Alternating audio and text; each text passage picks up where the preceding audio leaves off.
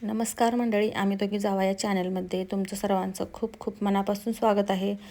तर आज आहे आमच्या मामांचं 5वं पुण्यस्मरण, म्हणजे श्राद्ध वगैरे घालतात ना ते.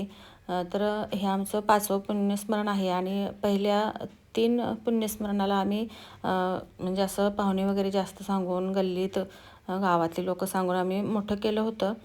पण आता हे 4थं असं झालं, ते घरातल्या घरात आम्ही केलं होतं आणि आता हे 5वं आले. आणि ह्या 5व्या पुण्यस्मरणाला अधिक महिना पण आलेला आहे. म्हणून आम्ही काय ठरवलं की आमच्या ज्या सासऱ्यांच्या बहिणी आहेत ना, त्यांना फक्त बोलवूया आणि त्यांना आपला आहेर वगैरे करूया. म्हणून त्यांना आम्ही फक्त सांगितलं होतं जेवायला. म्हणजे 3 बहिणी आहेत आमच्या मामांच्या, त्या आल्या होत्या श्राद्धला. तर इथे आमचं सगळं जेवण वगैरे आम्ही आवरलं. सकाळी लवकर 9पर्यंत सगळं आवरलं होतं. आमच्या पलीकडच्या चाची पण आल्या होत्या आम्हाला स्वयंपाकात जरा मदत करायला. चाची म्हणजे आमच्या ते सासूबाईच आहेत. तर त्यांनीसुद्धा आम्हाला थोडीफार मदत केली आणि जेवण आमचं पटकन आवरलं. त्यानंतर आम्ही नैवेद्य वगैरे भरायला घेतला. नैवेद्य एक घरावरती आम्ही ठेवतो आणि एक आपला फोटोजवळ. हे जे आम्ही जेवण बनवले ना, तर ते 25 ते 30 लोकांचंच आहे. म्हणजे जास्त काही पाहुणे मंडळी नव्हतीत. आमच्या इथले घरातले सगळे आणि पलीकडे चाचींच्यातले आणि जे पाहुणे येणार होते ते एवढेच होते, बाकी कोणी जेवायला नव्हतं. आज आमच्या घरात सासऱ्यांचे पोटपूजन असल्यामुळे आम्ही साधाच मसाले भात केला या. पनीरची भाजी, मिक्स व्हेज आहे याच्यामध्ये. हे गोड आहे आणि डाळीचे आमटे चुलीवरचे आहे आणि हे वरण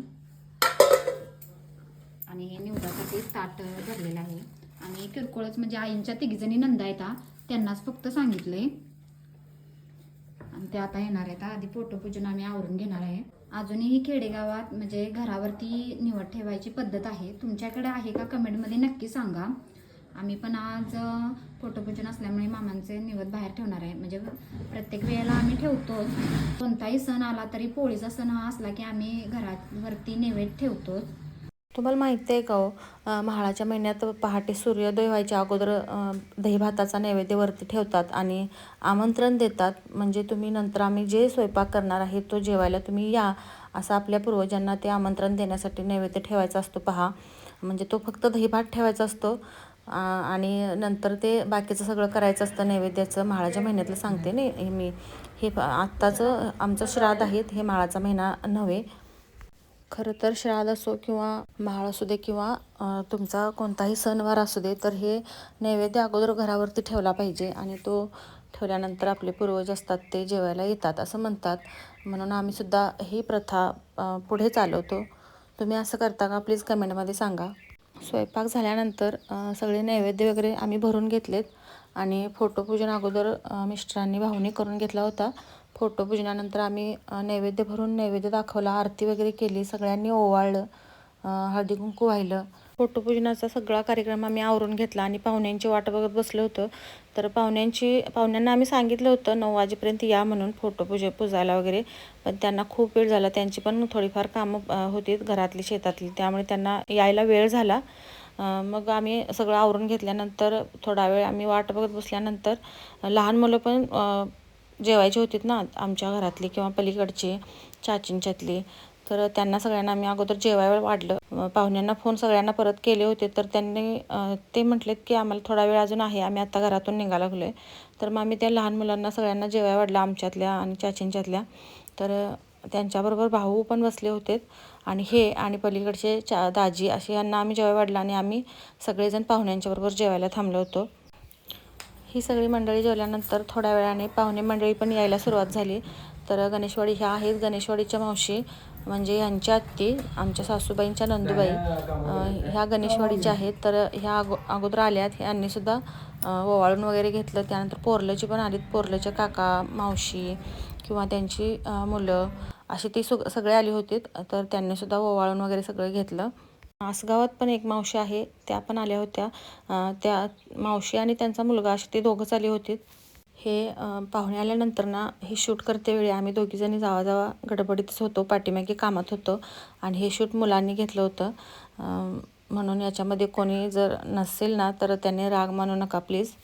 त्यानंतर पाहुण्यांचा पण सगळा ओवाळणीचा कार्यक्रम आवरला आणि मग आम्ही सुद्धा सगळ्यांनी जेवायला घेतलं. आम्ही दोघी पाठीमागच थांबलो होतो कारण यांना जेवाय वाढायचं होतं ना, त्यामुळे या पाहुण्यांना सगळ्यांना जेवाय वाढलं. आमच्या सासूबाईंना, मावशांना, काकांना वगैरे सगळ्यांना जेवाय वाढलं आणि मग त्यानंतर सगळं आवरल्यानंतर मग आम्ही दोघी जेवलो.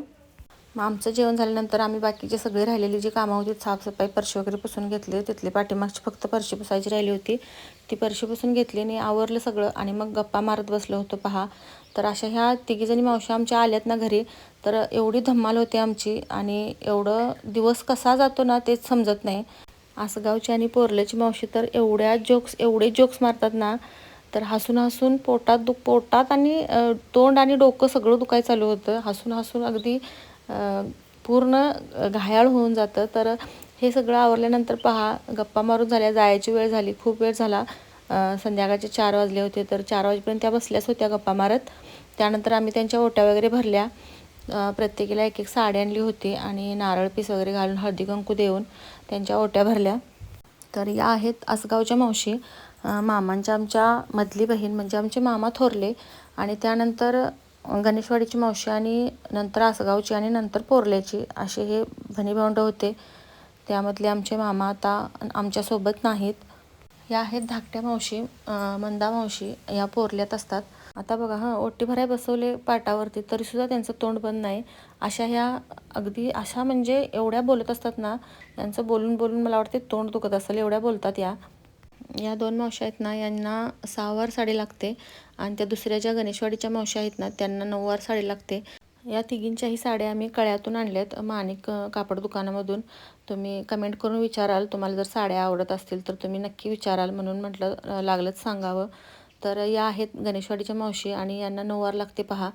या मावशींची पण ओटी भरून घेतली आम्ही. त्यानंतर पहा, फोटो काढायचा म्हटलं तर या मावशींना खूपच हौस. व्हिडिओ करतोय किंवा फोटो काढते म्हटलं की एकदम स्तब्ध होऊनच बसतात. तर आता पहा तुम्ही, ओटी भरून घेतली आणि शांतपणेच बसलेत. तर मावशींना म्हटलं, मावशी व्हिडिओ करतोय, फोटो नाही काढत, तर तुम्ही हालचाल करू शकता. मग हसायला लागल्या. त्यानंतर सगळ्यांची ओटी वगैरे भरून झाल्यानंतर ह्या मावशी आहेत ना, पलीकडं शेजापाजारच्या म्हणजे चुलत्यांच्यात वगैरे जाऊन आल्या आणि त्यानंतर जायला निघाल्या पहा.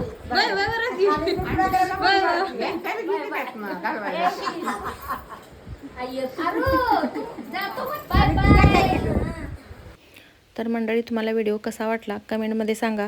व्हिडिओला एक लाईक नक्की करा. चॅनेलवरती जर नवीन असाल तर चॅनेलला सबस्क्राईब करायला विसरू नका. परत भेटूया अशाच एका नवीन व्हिडिओसोबत. तोपर्यंत धन्यवाद.